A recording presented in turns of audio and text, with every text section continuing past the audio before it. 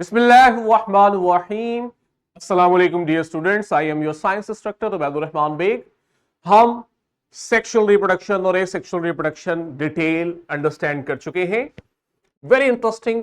B lift 2.3 कहते हैं inquire करें कि किस तरह से आर्टिफिशियल प्रोपागेशन हमें एग्रीकल्चर में बेटर क्वालिटी यील्ड दे सकती है, यानी कि अच्छी क्वालिटी के साथ ज्यादा पैदावार दे सकती है।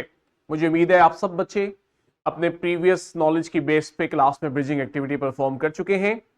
हमारा बी लिफ्ट हुआ, फोकस हुआ आज एडवांटेजेस ऑफ आर्टिफिशियल प्रोपेगेशन। बड़ा क्लियर है जी, इसका कोई इसमें मुश्किल चीज नहीं है। कहते हैं हम आर्टिफिशियल प्रोपेगेशन तब प्रेफर करते हैं जब हमें किसी प्लांट की खसूसियात अच्छी लगती है और हम चाहते हैं हम इस प्लांट को ज्यादा ग्रो करें। वो क्या खसूसियात हो सकती हैं जिसकी बेस पे हम प्लांट्स की ग्रोथ बढ़ाना चाहते हैं? नंबर वन, आप देखते हैं वो डिजीज रेजिस्टेंस होती है उनमें, यानी उनमें जल्दी बीमारियां नहीं लगती, उनकी यील्ड पैदावार ज्यादा होती है, उनकी क्वालिटी भी अच्छी होती है। सिर्फ ये नहीं कि चीज ज्यादा दे रहे हैं, अच्छी क्वालिटी की भी दे रहे हैं। तो चूंकि आर्टिफिशियल मेथड है और हमने पढ़ा था कि एसेक्सुअल मेथड जो था वो रैपिड प्रोसेस था, उसमें बहुत सारे सेक्सुअल रिप्रोडक्शन के स्टेप्स नहीं थे, इसलिए वो जल्दी होता था।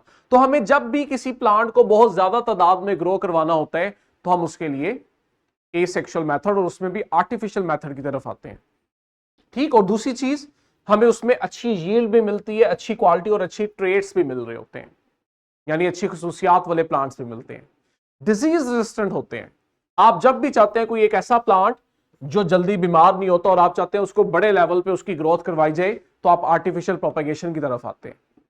हाँ, लेकिन इसमें एक चीज का आपको ख्याल रखना पड़ता है कि ये लेबोरियस है, यानी कि इसके लिए ह्यूमन स्किल्स चाहिए, ह्यूमन अवेलेबिलिटी चाहिए, इसमें लेबर चाहिए होती है और वो हर तरह का पर्सन उसको नहीं कर सकता, स्किल्ड लेबर चाहिए होती है। हाँ, फायदा तो जरूर है कि कम टाइम में अच्छी क्वालिटी देती है। आपने ये डिसीजन खुद लेना होता है कि आप किस तरह के रिप्रोडक्शन मेथड के ऊपर जाना चाह रहे हैं। उसके लिए जरूरी होता है कि आपको हर उस मेथड का एडवांटेज और डिसएडवांटेज मालूम होना चाहिए, तभी आप उसका डिसीजन ले सकते हैं। राइट। मुझे उम्मीद है आपको आज के लेक्चर के बाद फॉर्मेटिव चेक और थ्राइव करने में आसानी रही होगी।